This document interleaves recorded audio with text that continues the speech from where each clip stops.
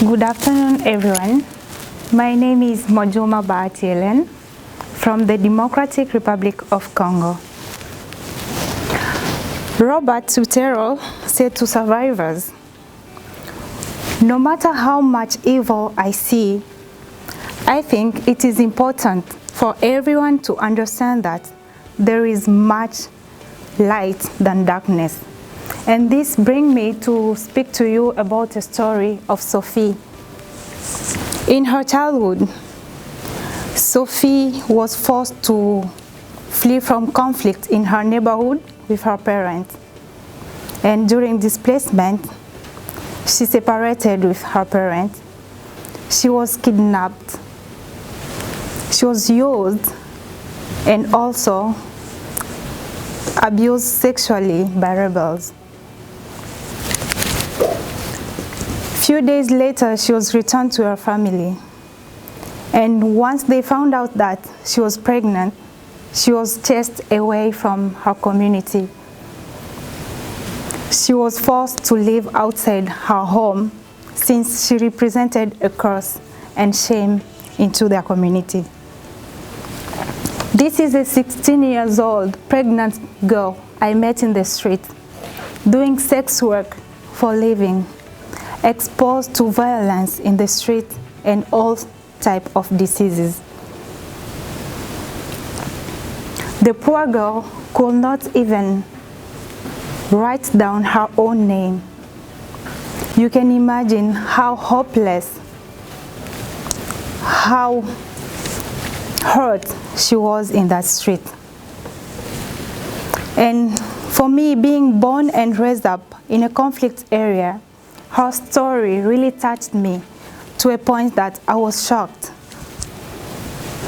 And I got motivated to devote my life fighting for girls' social and professional reintegration into their communities.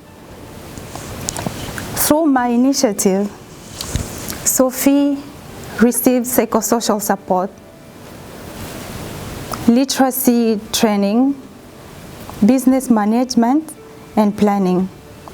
And when she completed all these trainings, she was given a fund to start an income-generating activity so that she could be able to provide for herself, live an independent life, and also provide the basic needs for her child.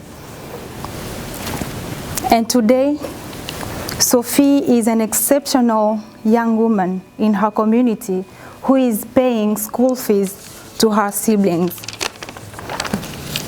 You can imagine today how happy she is, and that the same feeling you feel when you get that specific job you have been longing for.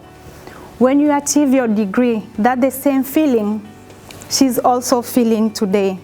When you receive that letter starting with congratulations, I can imagine how happy you are.